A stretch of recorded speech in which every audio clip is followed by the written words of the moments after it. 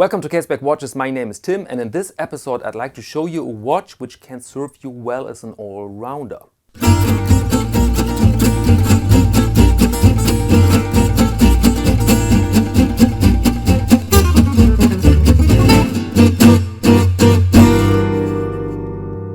The watch world is pretty big, and I always have to smile when somebody states, I know there are more, because this is impossible, right? We have so many brands around us. And when Charlie Paris from Paris, from France, contacted me and offered the watch for a review, I was like, Who's that? Who's that? And they offered the Concordia, and then I thought this is a very well chosen name for a watch. Concordia sounds great. So we have here the Charlie Paris Concordia, and when it arrived I wasn't hooked immediately. I thought, well, maybe I'm a bit spoiled because so many interesting watches. But then I thought the ingredients, the specs are very good. Put it on the wrist, let it there for a couple of days and then see. And you know what? It's a pretty substantial watch with a lot of pros and very few cons. And so I think it's absolutely worth to show it to you in the Lightbox in detail right now without mercy. And by the way, at the end of this video, there's something waiting for you. I've recorded a very nice song. I've loved the title, and I converted it kind of in a, let's say, high-speed gypsy jazz version. It was fun to record it, and I hope you have your fun to hear it. Okay, here we are with the watch. This is not a real unboxing. I've won the watch, but I'd like to show you the entire package. So we have an outer box here, cardboard, inner box with a nice, fabric, between fabric and cardboard. Here is our watch. And now let's go into detail. And as always, let's go over the measurements first of this Charlie Paris Concordia. We have a case diameter here of 40 millimeters. The length overall is 47.5. Height is 12 millimeters. And the lug width is 20. We have a sapphire crystal screw-down crown, and the entire construction is waterproof up to 300 meters, so really diving equipment, so you could use it underwater. You have a unidirectional bezel with 120 clicks, and the insert here is aluminium. And at first glance you see it's a rather conservative piece here with a black dial. They are available with other dial colors, but they've sent me the black one. I don't know why, because this is not my favorite dial color. Or did I order this that way? I'm not sure, but I don't think so.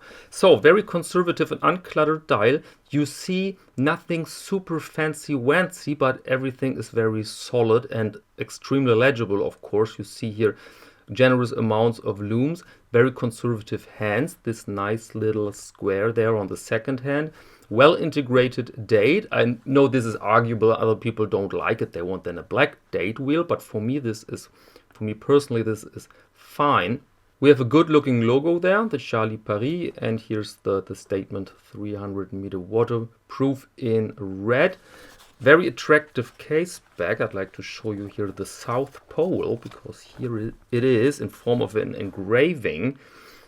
See that? Very nice. And behind that, the movement is the STP 111. And this is a Swiss-made movement with 26 jewels, 28,800 vibrations, and a power reserve of 44 hours. Also very conservative is the case. Here you see a high polished surface, but the lugs are brushed, so to give the watch a bit more tooly character. Fits nice together with this textile strap here. There you have it. Textile strap, by the way, also very, very machine-like. The feeling here is very substantial. And you have quick adjustment spring bars here, so everything very handy. And so, yeah, nice watch. As said, nothing super special, but I cannot find here really aspects I could see as a flaw or a real downside. And now let's operate the movement. We have a very unusual crown here. Doesn't need any form of crown guard, I think, because it's very protected by itself. Excuse my hands, by the way, as always. I've worked with ink as always, and so they're a bit messy. So let's unscrew the thing here. And now with position 1, you can set the date. Click, click, click. Feels very good, feels nice, feels substantial with a good tight connection between crown and the function. Same applies to position 2. Hackable seconds here, and there you can set the time. Let's see if the date is changing correctly. It's not because we're at noon, but now. And there we are. Very good, very good. But also the bezel action is tight but good. It's very substantial, but it's not super tight. It's not unhandy. It feels like it should feel, at least in my opinion here. And they delivered this watch together with another strap. If you want to convert it into something more dressier, they added this strap here. Leather strap. And the color here is very nice, I think. But the strap is a bit flimsy and thin and very fragile. And this together with this fat and big watch head, I'm not sure if this is a good idea, to be honest. So I like this combination here way more. And there we are, 17 centimeter wrist, 40 millimeter watch head, and relatively flat with 12 millimeters, 12.5. You see here the strap. And overall, very good looking combo, I must say. And so if you like the look and the genre and the price and all those other specifications, this really could be a nice summer watch. Okay, welcome back, and now let's speak briefly about the price for this watch. It's 695 euros, which are roughly 790 US dollars. And at first I thought a bit stiff, but if you see the specifications, I think it's on the edge to be pricey, but it isn't really pricey. It's kind of justified, this price, I think. And now allow me a little update regarding Leatherworks and the shop. I'm close to order 18 millimeters. The strap, Caseback strap number 1, sells at a constant pace, and people like that product. And I think now is the time to plan the next steps, and 18 millimeters could be the next step. Let me know in the comments if you are in need of 18 millimeter high quality straps. I am, because I have some vintage watches in smaller pieces, and so I'd love to order them. Then I produced the first pieces of my new series of watch travel wallets, and this is the Butero edition.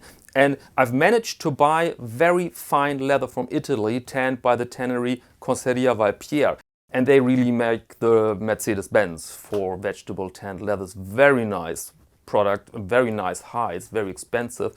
I took images of one hide here before cutting it because I wanted to preserve that clean and wonderful and cloudy look there. And 3 pieces are now available in the shop, and I like to produce every week one more, not more, because this is I think then too much work, to be honest. There are quite some hours in it. And so if you want to own such a special piece and they're sold out, then all you have to do is wait 1 or 2 weeks, and then the next batch will be in the shop.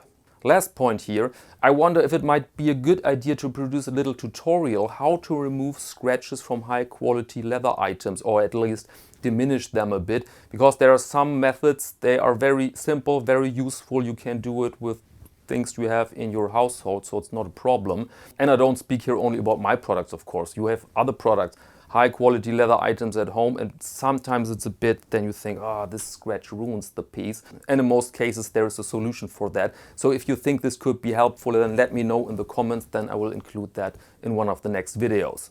Okay, that's all for this video now. As always, if you want to have your sneak previews and little updates, then follow me on Instagram. And now enjoy that song. Thank you very much. Until next time.